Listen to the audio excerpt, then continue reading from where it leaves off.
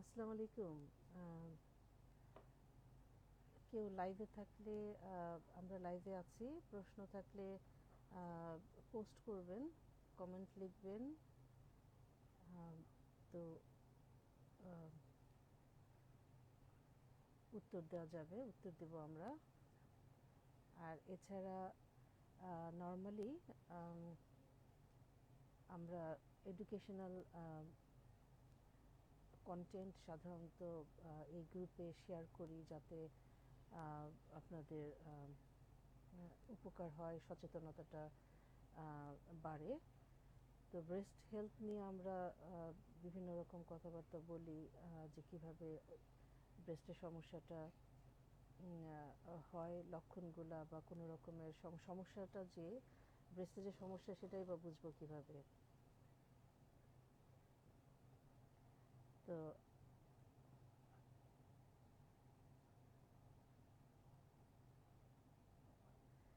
এখন sound better কিনা একটু দেখবেন। আমি মেসেজ পেলাম যে সাউন্ডটা বেশ ইয়া।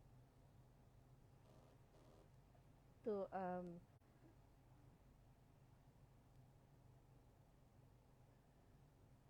তো সাউন্ডটা যদি এখন ঠিক থাকে তাহলে একটু বলবেন যে সাউন্ড ঠিক আছে,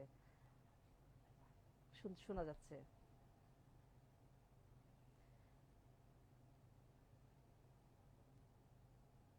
তো ব্রেস্টের সমস্যা যেটা বলছিলাম, যে বয়স অনুযায়ী আমরা বলতে চাই। তো অনেক কমেন্ট পাই, সেটা হচ্ছে যে আম, অনেক কমেন্ট পাই অল্প বয়সী মেয়েদের থেকে। আহ, সেটা হচ্ছে 20 থেকে আহ, উপরের দিকে বয়সী মেয়েদের, ওরা অধিকাংশভাবেই সময় ইয়ে করে, আমাদেরকে মেসেজ দেয় যে ব্রেস্টে ব্যথা বা গুটি গুটি লাগে, ব্রেস্ট ভারী,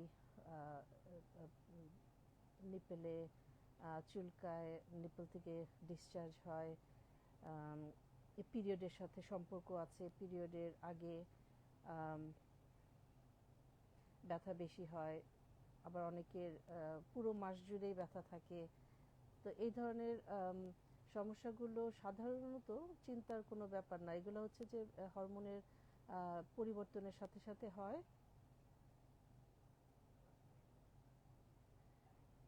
তো সাউন্ড কি এখন ঠিক আছে কি না একটু বলবেন, হ্যাঁ?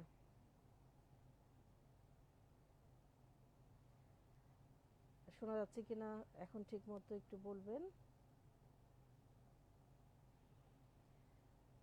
তো হরমোনাল চেঞ্জ, ইমব্যালেন্স, ইমব্যালেন্সের কারণে হয় ব্রেস্টে অল্প বয়সী মেয়েদের। তো সেটা সাধারণত টেনশনের কিছু না।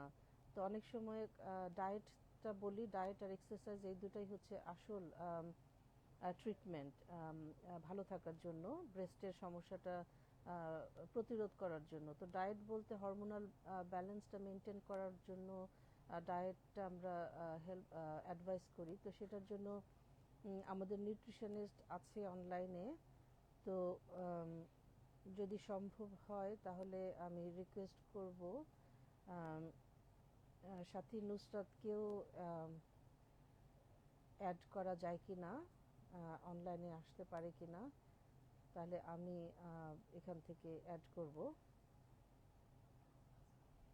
তো কেউ প্রশ্ন করলে আর কি ভালো হয়, উত্তরটা তাহলে সরাসরিভাবে স্পেসিফিকভাবে তার জন্য দেওয়া যাবে। তো ডায়েট বলতে হরমোনাল ব্যালেন্স মেনটেন করার ডায়েটটা আর কি। উম, সেটা সুস্থ খাবার, আহ, আহ,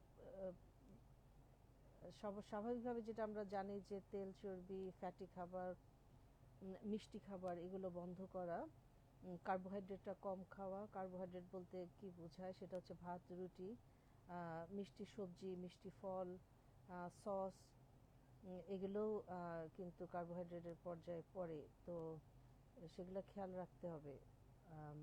প্রোটিনটা, মিনারেলস যাতে আসে শরীরে প্রয়োজন মতো, সেটা খেয়াল রাখতে হবে।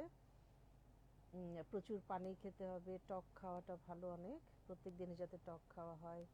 সেটা খেয়াল রাখতে হবে। আর ব্যায়ামটা, এক্সারসাইজটা ঠিকভাবে, যেমন যোগ ব্যায়ামটা ভালো। অনেকে ব্রেস্টের গ্রোথ নিয়ে প্রশ্ন করে, ব্রেস্টের গ্রোথ হয় বড় অথবা কম, অথবা শেপটা নষ্ট হয়ে গেছে, এ ধরনের কথা বলে। তো আমরা বলি যে ইয়োগাটা করতে। তো ইয়োগার ইউটিউবে অনেক এখন ভিডিও আছে, কম বেশি চেষ্টা করে সেগুলো আপনারা দেখতে পারেন। সবাই সবকিছু সব রকম হয়তো বা পারবে না, তো যার জন্য যেটা সম্ভব হয় সেভাবে আপনারা চেক করে দেখতে পারেন। তো ব্যায়ামটা করাটা দরকার। আর ব্রা পরে, স্পোর্টস ব্রা পরে ব্যায়ামটা করবেন। আর এমনিতে অনেকে বলে যে সবসময় দৌড়াদৌড়ি, অ্যাক্টিভ তো লাইফস্টাইলটা থাকে অনেকেরই, বাচ্চাদের নিয়ে স্কুলে যাওয়া আসা করা, বাসার কাজ করা, অনেকের হাঁটাহাঁটি অনেকই হয়। তো সেই অনুযায়ী সেটা ঠিক আছে, তাহলে আর বাড়তিভাবে হয়তো বা অত বেশি ফিটনেস প্রোগ্রাম না গেলেও চলবে তাদের জন্য। কিন্তু তারপরেও যে স্ট্রেসটা কমানোর জন্য 10 মিনিট অ্যাটলিস্ট যোগ ব্যায়ামটা করাটা ভালো, বা ফ্রি হ্যান্ড এক্সারসাইজ 10 মিনিট, জোরে হাঁটা, এগুলোও করতে পারেন। তো নুসরাত, যদি সম্ভব হয়, আমি জানি না তুমি কিভাবে আসতে পারবে, এটা আমরা প্রথম চেষ্টা করছি। তো এটা এখন একটু চেষ্টা করে দেখতে পারো আমাদের সাথে এখানে আসা যায় কিনা।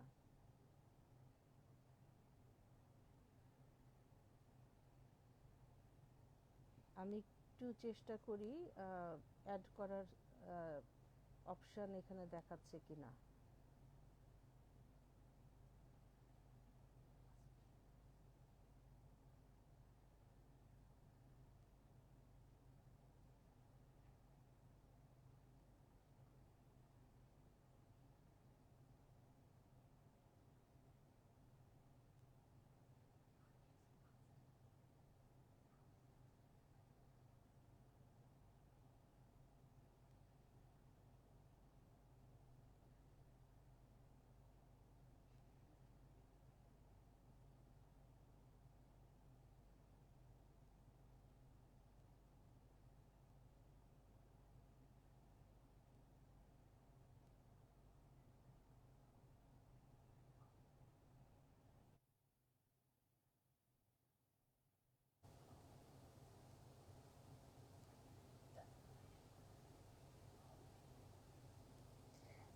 এখন সাউন্ড, আমি কথা বলছি না এখন, সেজন্য সাউন্ড নাই।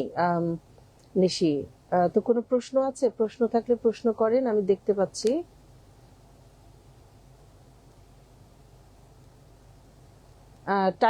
টাইপ করেন।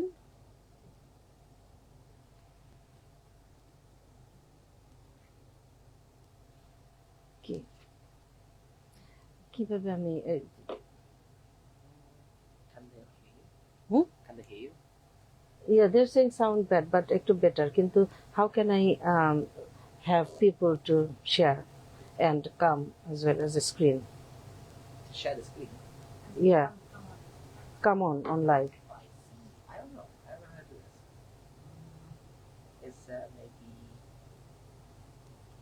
What is that button? Oh no, that's just to invite people.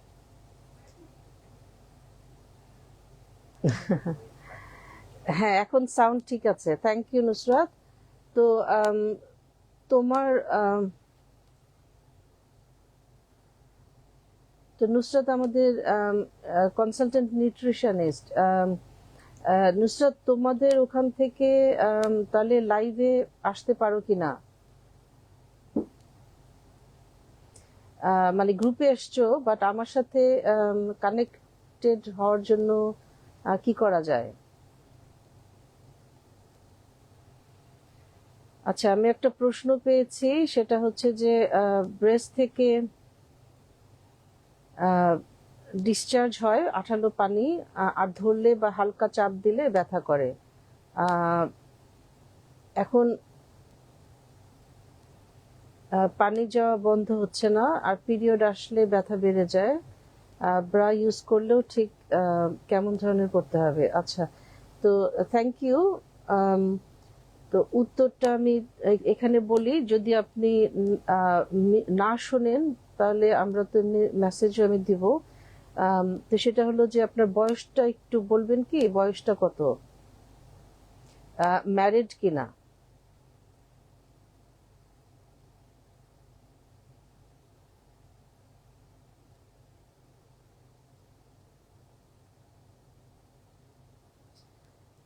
আম,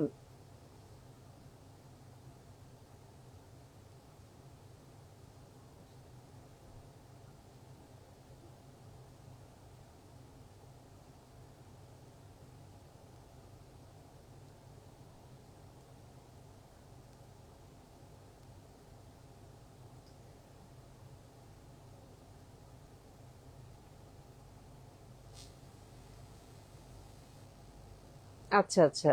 আম, তো জি জি, শুনতে পাচ্ছেন? হ্যাঁ।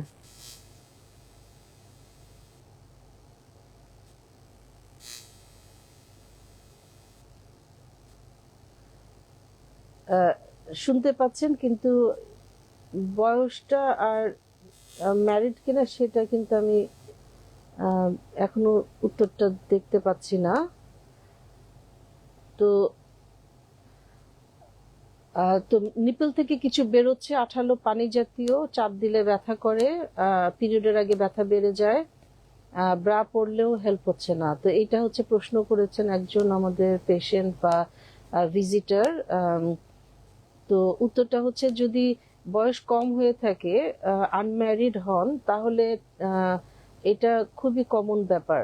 আম, চাপটা দিলে নিপল থেকে কিছু বের হবে, চাপ না দিলে কিন্তু বের হয় না সাধারণত। হ্যাঁ, এখন চাপ ছাড়াও একা একা যদি ব্রেস্টে থেকে কিছু নিপল থেকে কিছু বের হয়, তাহলে কিন্তু সেটা পরীক্ষা করা দরকার, ডাক্তারের কাছে যাওয়া দরকার। অনেক সময় মিল্ক নালীতে, একটা মিল্ক নালী বা কয়েকটা মিল্ক নালীতে কোনো ব্লকেজ থাকতে পারে। সেটা ব্লকেজটা হরমোনাল ইমব্যালেন্সের কারণে অনেক সময় হতে পারে, আবার অনেক সময় কোনো গ্রোথ বা টিউমার মিল্ক নালীতে হলে সেটার জন্য ব্লক হতে পারে। তো সেই কারণে নিপল থেকে ডিসচার্জ হতে পারে। তো এটার জন্য ডাক্তারের কাছে যেতে হবে, চেক করতে হবে।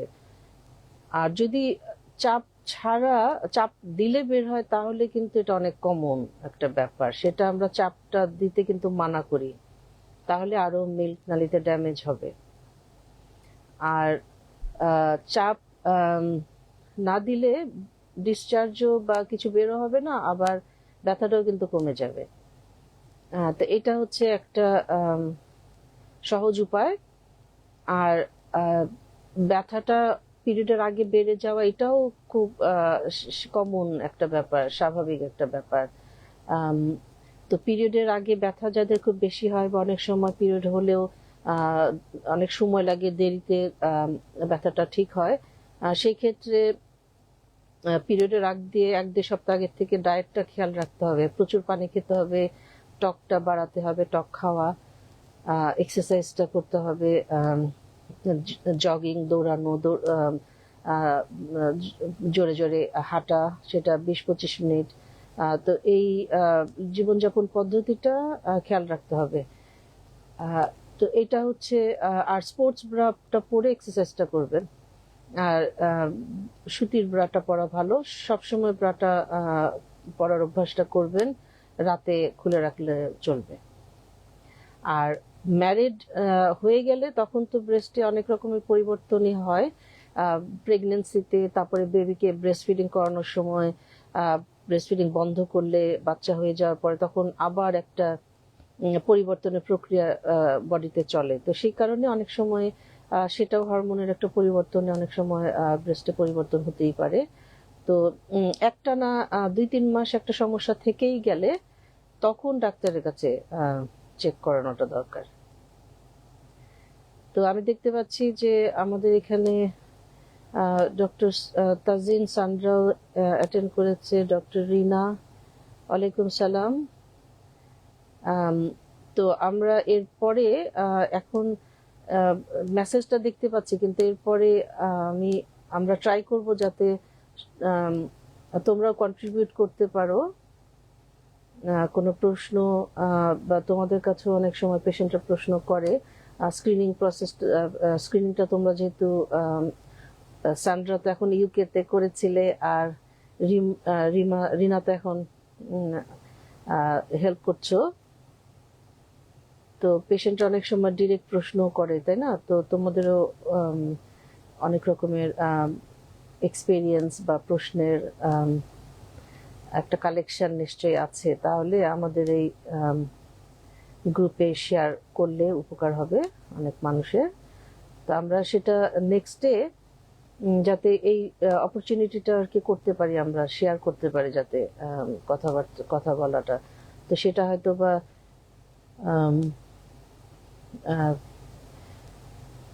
ইনশাল্লাহ করব নেক্সট স্যাটারডেতে,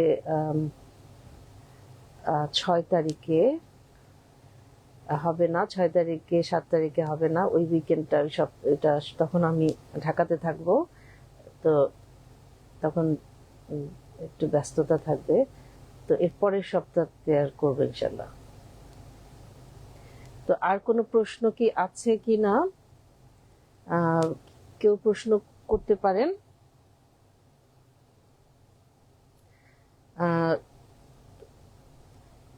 কোনো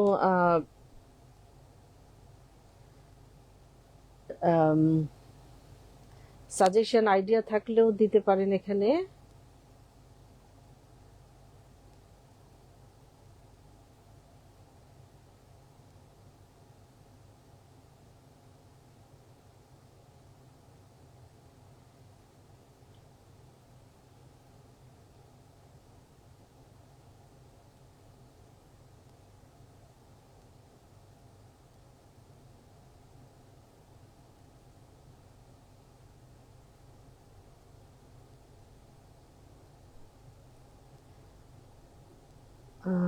আমি একটু দেখি এখানে কোনো কিছু শেয়ার করা যায় কিনা।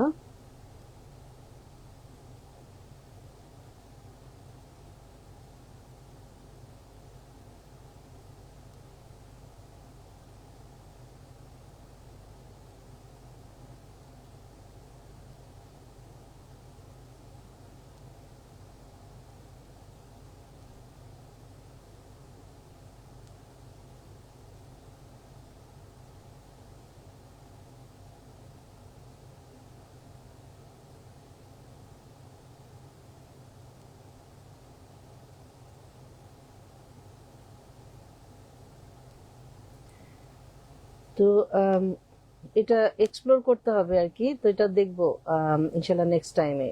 তো আরেকটা হচ্ছে এমনি প্রশ্ন নিয়ে একটু বলি, সেটা হচ্ছে যে অনেকে বলে যে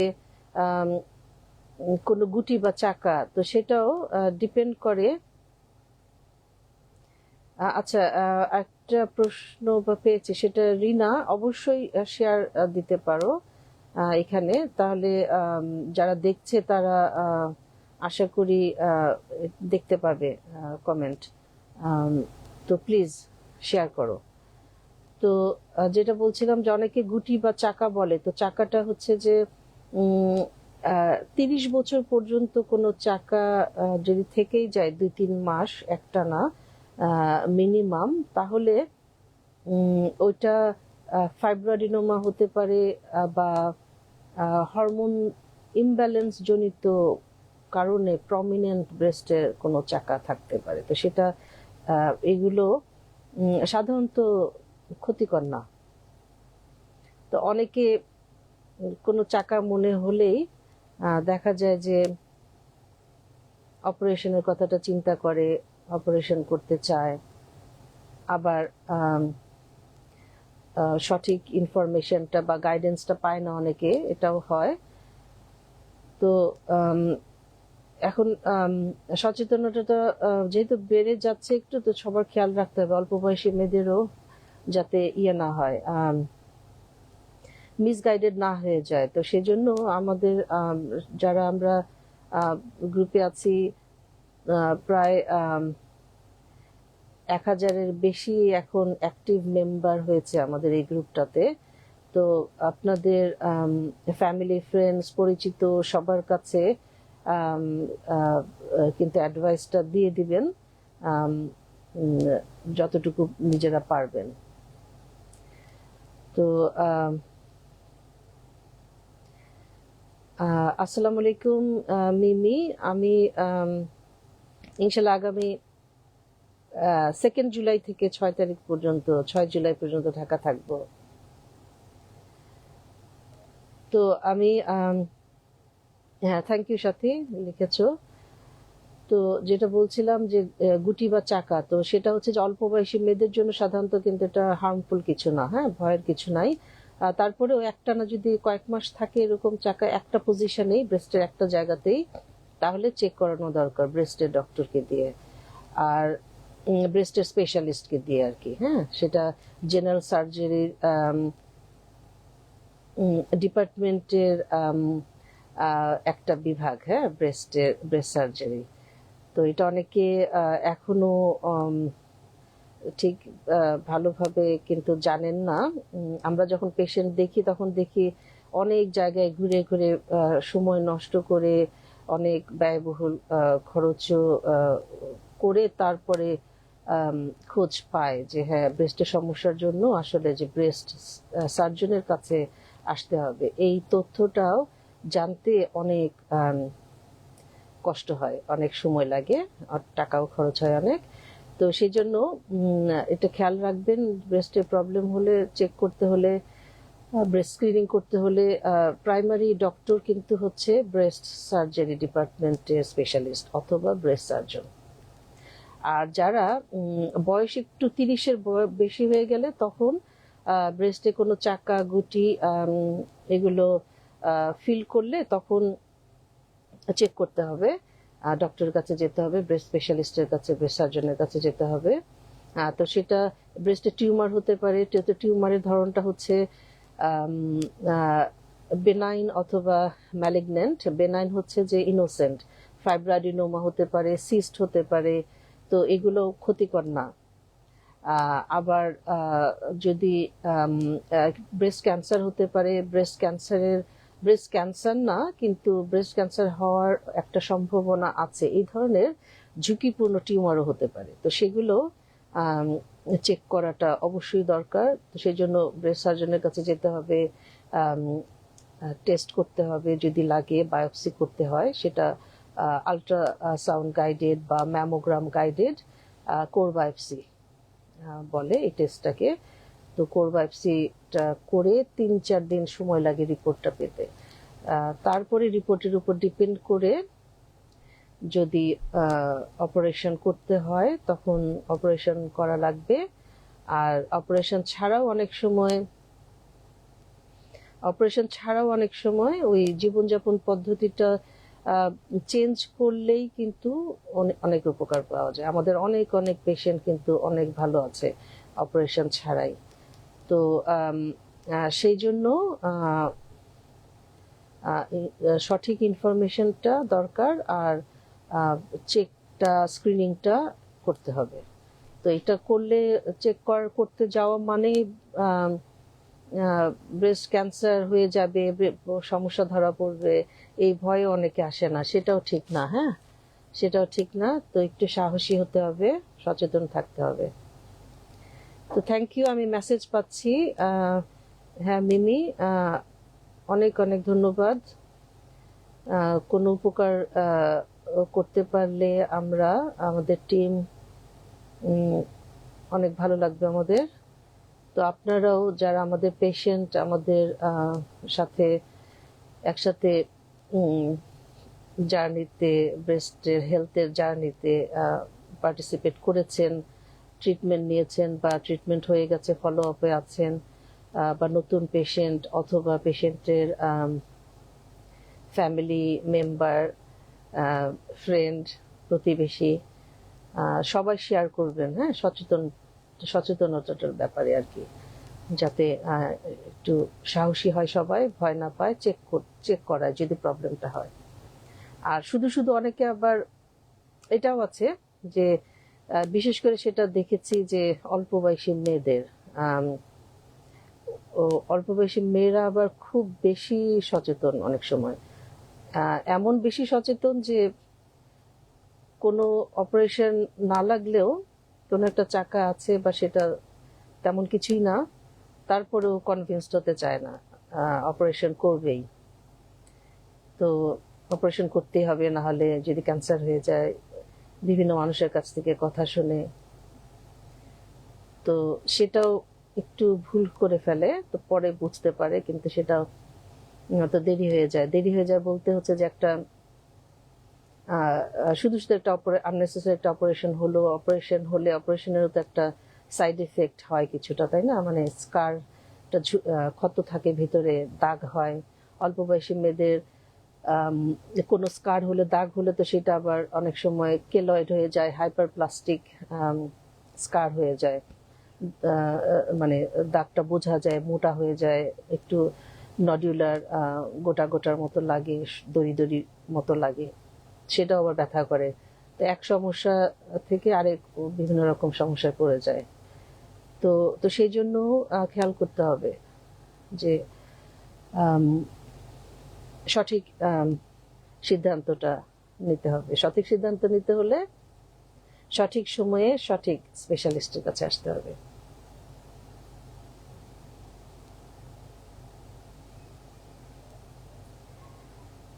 তো সাবিনা, আসসালামু আলাইকুম। দেখতে পাচ্ছি তুমি বন্ধু দেখছো অনেক দূর থেকে। তোমাদের এখানে তো এখন অনেক সকাল হওয়ার কথা, নাকি ভোর? তুমি তো আমেরিকাতে। তো ভালো ভালো থাকবেন সবাই, ভালো থাকো। তো আমরা আছি। আর কারো কেউ রিনা শেয়ার করতে চাচ্ছিলে কোনো ইনফরমেশন, তো সেটা বললে আমি এখানে বলি তাহলে। নুসরাত, তোমার কোনো কিছু শেয়ার করার থাকলে, কোনো কমেন্ট, সেটা এখানে শেয়ার করো, আশা করি দেখতে পাবে সবাই।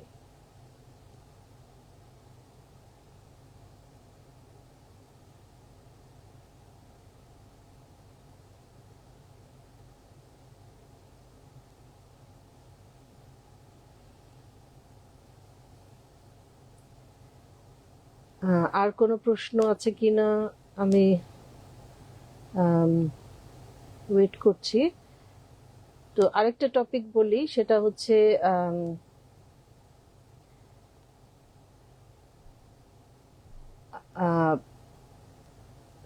ব্রেস্ট ক্যান্সার হলে আর কি। তো ব্রেস্ট ক্যান্সার হলে অনেক সময়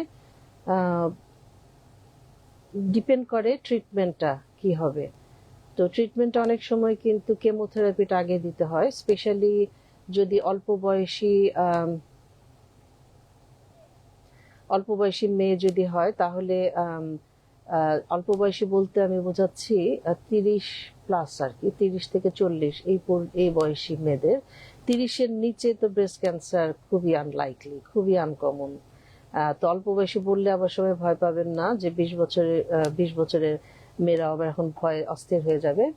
তো সেটাও যেন না ভুল বুঝেন। হ্যাঁ, তো এটা হচ্ছে 30 থেকে হতে পারে, সেটাও আনকমন। তো সাধারণত কমন যেটা হয় আমাদের দেশের জন্য বা আমাদের এই সাবকন্টিনেন্টে আর কি, বা সাউথ এশিয়াতে যেটা দেখেছি সেটা হলো 35+, 35 থেকে 40 এ পর্যন্ত এই বয়সটা একটু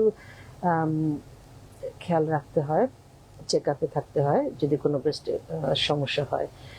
একটা জায়গাতেই যদি ব্রেস্টে ব্যথা হয়, যদি কোনো চাকা হয়,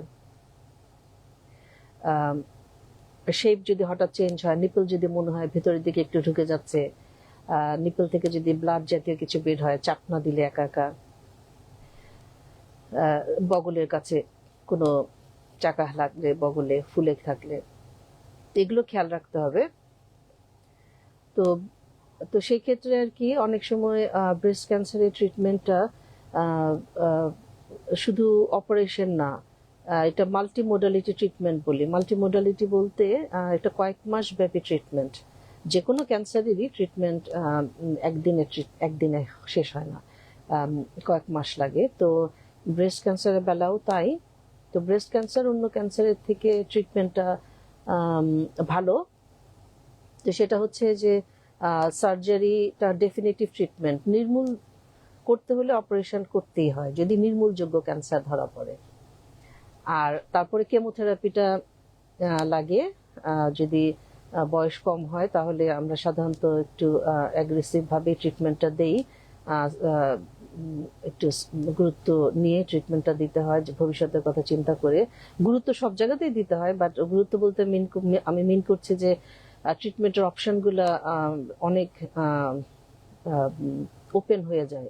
অনেকগুলো ট্রিটমেন্টই দেওয়ার চিন্তা ভাবনা করি আমরা, সার্জনস আর অনকোলজিস্ট টিম মিলে আর কি, টিম ওয়ার্ক করতে হয় এই ক্ষেত্রে। তো কেমোথেরাপি আগে দিয়ে ক্যান্সারটাকে ছোট করতে হয়, ছোট করার চেষ্টা করতে হয়, অথবা ছড়ানোটা বন্ধ করতে হয়। তো কন্ট্রোলে তাহলে আর কি আনতে হয়, কন্ট্রোলে চলে আসলে ভবিষ্যতের জন্য ভালো। তারপরে অপারেশনটা করে সেটা হতে পারে শুধু চাকাটা, যেটাকে আমরা বলি ওয়াইড লোকাল এক্সিশন, আর সাথে এক্সিলারি ক্লিয়ারেন্স বা এক্সিলারি লিম্ফ নোড বায়োপসি। ব্রেস্টে ক্যান্সার হলে সাধারণত বগলে ছড়ায়, এক্সিলারিতে ছড়ায়। তো সেজন্য ব্রেস্ট টিউমার রিমুভ করার সাথে সাথে লিম্ফ নোড বায়োপসিও করতে হয়, যে লিম্ফ নোডে ক্যান্সার ছড়িয়েছে কিনা দেখার জন্য। তো ব্রেস্ট লাম্পটা, চাকাটা শুধু আমরা চাকাটাই ফেলি না, চাকাটা একটু বড় করেই ফেলি আর কি, যাতে মার্জিনটা হেলথি মার্জিন হয়, না ছড়ায়। থ্যাংক ইউ, অনেকে জয়েন করছেন আমাদের পুরনো পেশেন্ট, থ্যাংক ইউ। পলি, গান শোনানোর ব্যবস্থা থাকলে এখানে আমি বলতাম একটু গান শোনান। সুদূর আমেরিকাতে আছেন আপনি, ওয়ালাইকুম আসসালাম। তো ইনশাল্লাহ আমরা নেক্সটে শেয়ার করব, যাতে একটা একটু বোরিং না লাগে, কথার মাঝে মাঝে একটু কেউ কিছু বললে ভালো লাগবে, গান শোনাতে পারলে যার যেটা গুণ আছে। তো পলি সায়ন্তনী, ভালো আছি, আপনি কেমন আছেন? আশা করি ভালো আছি। আপনার মেসেজ দেখি, ফটো দেখি, গানের শো করেন আমেরিকাতে, সেটাও দেখি, নিউ ইয়র্কে। তো যেটা বলছিলাম যে কেমোথেরাপি অনেক সময় আগে দিয়ে তাহলে ব্রেস্টের টিউমারটা, ক্যান্সারটা ছোট করা যায়, বা এটার ছড়ানোর টেন্ডেন্সিটা আর কি কন্ট্রোলে আনতে হয়, তারপরে সার্জারিটা করা হয়। আবার অনেক সময় সার্জারিটা আগেই, অধিকাংশ ক্ষেত্রে আসলে সার্জারিটা আগেই করি আমরা, যে যদি খুব আর্লি অবস্থাতেই ধরা পড়ে যে কোথাও বডির অন্য কোথাও ছড়ায় নাই। শুধু বগলে ছড়ালেই যে ব্রেস্ট ক্যান্সার হোল বডিতে ছড়িয়ে গেছে বা নির্মূলযোগ্য না, সেটা না। থ্যাংক ইউ ফয়সাল ভাই, মেসেজ দিয়েছেন, থ্যাংক ইউ। খালাম্মা ভালো আছেন? তো উনি ভাই লিখছেন যে ওনার আম্মার ট্রিটমেন্ট আমাদের এখানে হয়েছিল, অনেক বছর হয়ে গেছে, তো ভালো আছেন। তো সেটাই দোয়া করবেন সবার জন্য, যাতে আমরাও সবাই ভালো থাকতে পারি, ট্রিটমেন্টটা আরো যাতে দিনে দিনে ভালো হয়, আমাদের সবার জন্য ভালো হয়, অ্যাফোর্ডেবল হয়, সেটার চেষ্টাও আমরা করছি। তো ইনশাল্লাহ দোয়া করবেন, সবার সহযোগিতা লাগবে। তো কেমোথেরাপি আর সার্জারিটাই ক্যান্সারের জন্য ট্রিটমেন্টের জন্য মেইন। হ্যাঁ, তো কেমোথেরাপিটা অনেকে ভয় পায়, তো মনে করে যে কেমোথেরাপিটা বোধহয় দিলে কেমোথেরাপির কারণেই মারা যাব বা মারা যাবে পেশেন্ট। আসলে তা না, আমাদের অনেক পেশেন্ট গ্রুপেই আছেন, এখন অনেক বছর হয়ে গেছে কেমোথেরাপি নিয়েছেন। তো কেমোথেরাপির পরে আগে একটু ভয় থাকে, কিন্তু পরে তা আপনারাও কিন্তু শেয়ার করতে পারেন যাদের কেমোথেরাপি নিয়েছিলেন, আপনাদের অভিজ্ঞতাটাও শেয়ার করলে গ্রুপে, তাহলে কিন্তু পেশেন্টদের ভয় কেটে যাবে। কারণ অজানা একটা পথে যাত্রা শুরু করতে সবারই তো ভয় পাওয়ারই কথা। তো অনেকে সঠিক গাইডেন্সটা বা ওটা যদি আগে থেকে একটু বুঝতে পারে, কি আশা করতে পারে তারা, কেমোথেরাপিটা বলতে কি বোঝায়, কেমোথেরাপিতে কি হবে, কেমোথেরাপি কয়দিনে লাগবে, কিভাবে দেয়, কেমোথেরাপি দিলে স্বাভাবিক জীবনযাপন করতে পারবে কিনা, অসুস্থ থাকবে কিনা, কতদিন থাকবে, অসুস্থতাটা ভালো হতে কেমন সময় লাগতে পারে, ইত্যাদি ইত্যাদি। তো সংক্ষেপে বলি, সেটা হচ্ছে যে কেমোথেরাপিটা, ব্রেস্ট ক্যান্সারের কেমোথেরাপিটা খারাপ না, অনেক ভালো, সহনীয়, হাসপাতালে ভর্তি থাকতেও হয় না। তো এটা স্যালাইন ইনফিউশনের মাধ্যমে, ড্রিপের মাধ্যমে আর কি দিতে হয়। 3-4 ঘন্টা একটা সেশনে লাগে। তো কেমোথেরাপিটা নিয়ে তারপর পেশেন্ট তো চলে যায় বাসায়, ভর্তি থাকা লাগে না। তো প্রাথমিকভাবে 1-2 দিন হয়তো একটু খারাপ লাগে, দুর্বল লাগে, অধিকাংশ পেশেন্টে যেটা বলে, পরে বুঝে যায়, বডিও অ্যাডজাস্টেড হয়ে যায়, কারণ একই কেমোথেরাপিটাই তো ট্রিটমেন্ট চলবে, তাই না? তো একবার একটা মেডিসিন কেমোথেরাপি যাবে তা তো না, সেটা আর ধরনটা একটা আইটেম বা 2টা আইটেম এভাবে অনেক সময় মিলিয়ে কেমোথেরাপি একটা স্যালাইনের মাধ্যমে দেয়া হয়। তো শরীর অ্যাডজাস্ট করে ফেলে, তো সমস্যা হয় না। আর দুর্বলতাটা, চুল পড়ে যাওয়া, চুল কমে যাওয়া, খাওয়ায় অরুচি, জিভে ঘা, এগুলো হয়, এগুলো আবার ঠিকও হয়ে যায়। আর অঙ্কোলজিস্টরা আজকাল জানেন কি কি সাইড এফেক্ট হতে পারে, তো সেই জন্য কিন্তু সাইড এফেক্ট হওয়ার আগেই সেই সাইড এফেক্টের জন্য প্রি মেডিসিন দিয়ে দেন। তো সেই জন্য কিন্তু ওইটাও একটা সুবিধা হয়, তো পেশেন্টের সাইড এফেক্ট খুব একটা হয় না, হলেও খুব হালকা ভাবেই হয়। তো এটা হচ্ছে কেমোথেরাপির ব্যাপারটা। আর তারপরে সার্জারি। আর রেডিওথেরাপিটা লাগে যাদের ব্রেস্টটা না ফেলা হয়, তাদের রেডিওথেরাপিটা দিতে হয়, যাতে ভবিষ্যতে ব্রেস্ট ক্যান্সার না হয়। তো শুধু চাকাটা ফেললে ব্রেস্টের বাকি অংশটুকুতে রেডিওথেরাপিটা দিতে হয়। আবার অনেকের ব্রেস্ট ফেললেও রেডিওথেরাপিটা দিতে হয় যদি ছড়ানোর টেন্ডেন্সিটা বা কিছুটা ছড়িয়েছে, এই ধরনের একটা আভাস আমরা পাই হিস্টোলজি রিপোর্টে, তখন অঙ্কোলজিস্টরা অ্যাডভাইস করেন যে কিছু রেডিওথেরাপিটাও, ব্রেস্ট পুরোটা ফেললেও রেডিওথেরাপিটা ওই অংশটাতে, ওই ব্রেস্টের খালি জায়গাটাতে দিতে হবে। আর আরেকটা ব্যাপার বলি, সেটা হলো যে ওই ফলো আপটা, মানে একবার ট্রিটমেন্ট হয়ে যাওয়ার পরে সাধারণত ব্রেস্ট ক্যান্সার হলেই পেশেন্টরা মনে করেন যে সেটা হয়তো সঠিক ইনফরমেশনটার একটা কমিউনিকেশন গ্যাপে হয়, পেশেন্টরা চেক আপে আসেন না আর কোনো সমস্যা না হলে। এটাও একটু কিন্তু যত্নবান হতে হবে, কারণ ব্রেস্ট ক্যান্সার হয়ে যাওয়ার পরে স্পেশালি একটু বছরে একবার চেক আপ করানো উচিত, সেটা সার্জনদের সাথেই সাধারণত হয়। আর যদি সমস্যা হয় তখন অঙ্কোলজিস্টের কাছেও রেফার করেন সার্জনরাই। তো ওইটাই খেয়াল রাখতে হবে যে ফলো আপটা, কিন্তু অনেকে মনে করে যে ক্যান্সার হয়েছে একবার, অঙ্কোলজিস্টের কাছে শুধু দেখাতে হবে, সেটা না। অঙ্কোলজিস্টের কাছে দেখাতে হবে যদি ওই ধরনের ক্যান্সার থাকে যে অপারেশনের যোগ্য ছিল না, এই ধরনের ক্যান্সার হয়ে থাকলে তখন অঙ্কোলজিস্টরা প্রাইমারি ডক্টর হতে পারেন। আর না হলে কিন্তু মেইনলি, কারণ কোনো গুটি হলে, কোনো চাকা ফিল করলে বা চামড়ায় কোনো রকমের সমস্যা দেখা গেলে, এগুলো কিন্তু সার্জনদের অভিজ্ঞতাটা ছাড়া মিস হয়ে যাওয়ার সম্ভাবনাটা অনেক বেশি। তো সার্জনকেও দেখাতে হবে, ফলো আপে আসতে হবে। তো প্রথম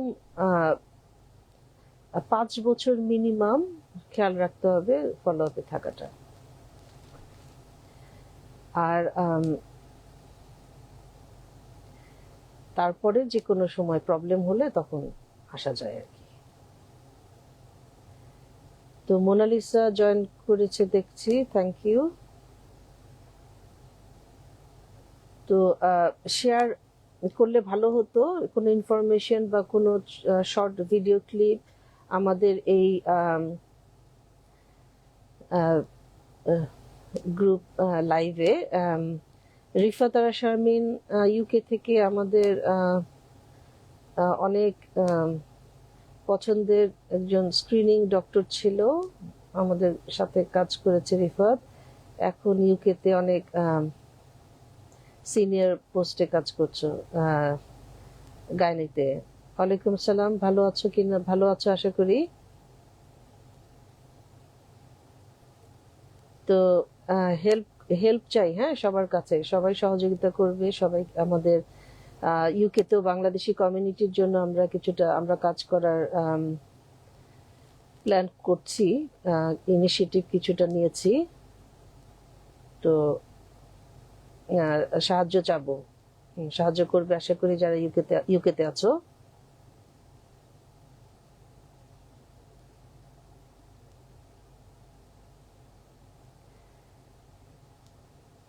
তো আমরা এরপরে যেটা বলছিলাম যে এরপরে আমরা যখন লাইভ ইভেন্ট করব অল্প সময়ের জন্য করব, হয়তো করলে হয়তো ভালো হবে, 1 ঘন্টা হয়তো একটু বেশি সময় হয়ে যায়। ছোট ছোট টপিক হতে পারে, আর সবার এঙ্গেজমেন্ট থাকলে কেউ শেয়ার করতে পারলে হয় মেসেজ অথবা ভিডিও, যাতে সবাই দেখতে পারে। তো সেভাবে একটা ইন্টারঅ্যাক্টিভ আমরা চেষ্টা করব। আধা ঘন্টার জন্য বোধহয় হলে ভালো হয়, যদি আমরা রেগুলার করি উইকলি তাহলে তো মনে হয় ভালো হয়। তো সবাই কমেন্ট করবেন, ফিডব্যাক দিবেন, ওপিনিয়ন দিবেন, যাতে আরো ভালো হয়।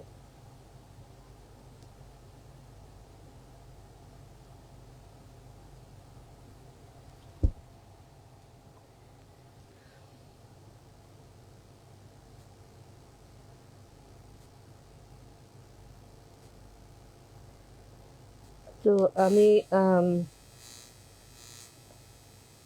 শেয়ার করার মতো এখনো কেউ কিছু শেয়ার করো নাই। নুসরাত কিছু শেয়ার করতে চাচ্ছিলে, রিনা শেয়ার করতে চাচ্ছিলে। তো মিমি আপনি শেয়ার করবেন কিছু কিনা অভিজ্ঞতা?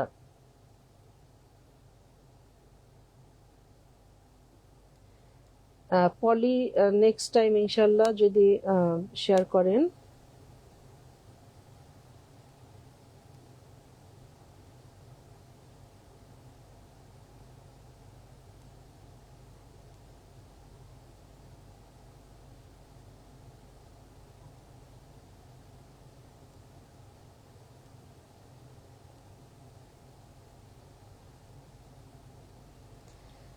হ্যাঁ, ফয়সাল ভাই আপনি মেসেজ দিয়েছেন। সরি, আপনার আন্টি মানে লজ্জার কারণে যেতে পারেনি না, মানে ডাক্তারের কাছে।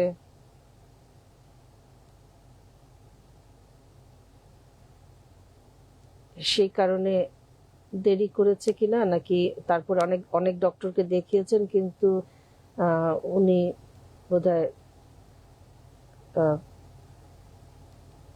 ট্রিটমেন্টটা সাকসেসফুল নিতে পারেননি, পরে মারা গেছেন আপনার আন্টি, খালা না নাকি ফুপু? সরি ভাই। তো এটাও একটা কারণ যে অনেক সময় হয় যে ওই সময় নষ্ট হয়ে যায়, কার কাছে যাব, কার কাছে দেখাবো, তারপরে আসলে কোনো প্রবলেম কিনা, লজ্জা পায়। তো অনেক রকম এই ধরনের সমস্যাগুলো খুব কমন সমস্যা, আমরা যারা কাজ করি দেখি আর কি, পেশেন্টের কাছ থেকে যখন শুনি।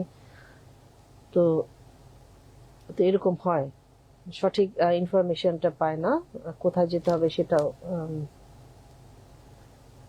বুঝতে অনেক দেরি হয়। তো এই ধরনের, সেই জন্য আমরা গ্রুপটা করেছি, যাতে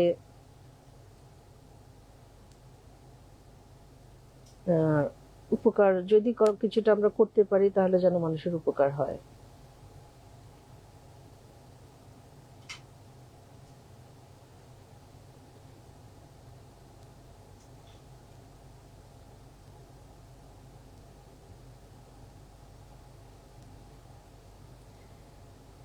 তো আমরা প্রায়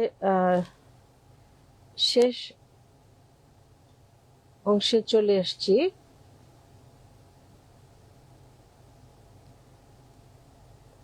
আর কোনো আপাতত যদি কোনো শেয়ার করার না থাকে তাহলে আমরা আজকে কি আর 5 মিনিট পরে তাহলে ক্লোজ করে দেই।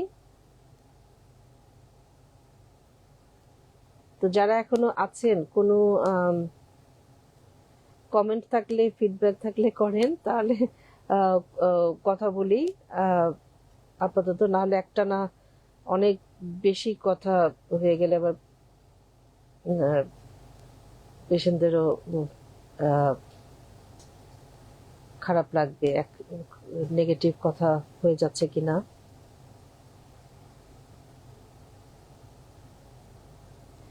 তো প্রতিকার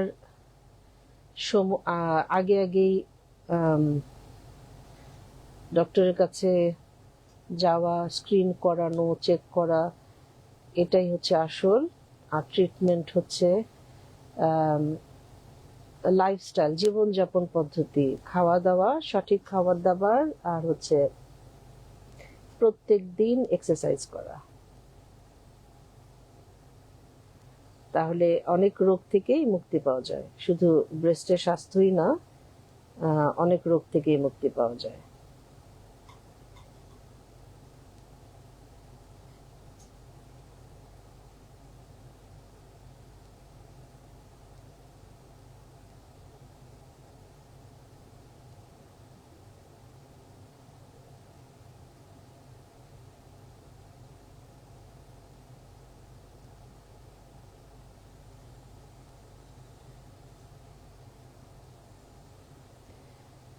রিফাত, শারমিন, এখনো যদি থাকো তাহলে তুমি গাইনোকোলজিস্ট, তো সিনিয়র ট্রেনি, তো কোনো টিপস থাকলে আমাদের সাথে শেয়ার করবে প্লিজ, আমাদের পেশেন্টদের জন্য। এখন তো তুমি গাইনিতে অনেক হাই স্পেশালিস্ট ট্রেনিং করছো। আমাদের জন্য গাইনি হেলথ, পিরিয়ড রিলেটেড সমস্যা অনেক পেশেন্টরা বলে, অল্প বয়সী মেয়েরা, তারপরে পিরিয়ড ছাড়াও তলপেটে সমস্যা, ব্যথা, এগুলোও বলে। তো সেগুলো হরমোন রিলেটেড প্রবলেম, তো চেঞ্জের জন্য ব্রেস্টের সাথেও ইন্টারকানেক্টেড, তো সেজন্য হেল্প হবে অনেক। যদি সম্ভব হয় আমরা ডিসকাস করব, তাহলে ইনশাল্লাহ তুমিও শেয়ার করবে। তো আসসালামু আলাইকুম শাবানা আপা, ইউকে থেকে দেখছেন, হেল্প করবেন, আমাদের সাথে শেয়ার করবেন। আমাদের এই গ্রুপটাতে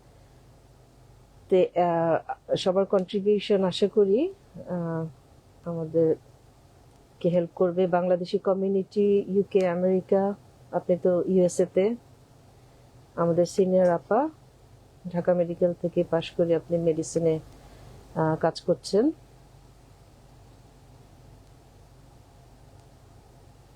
thank you Sharmin, information share করবে। শাবানা আপা, আপনিও? জি আপা, আমরা ভালো আছি। আমি তো শেয়ার করবেন ইনশাল্লাহ সবার হেল্পফুল টিপস,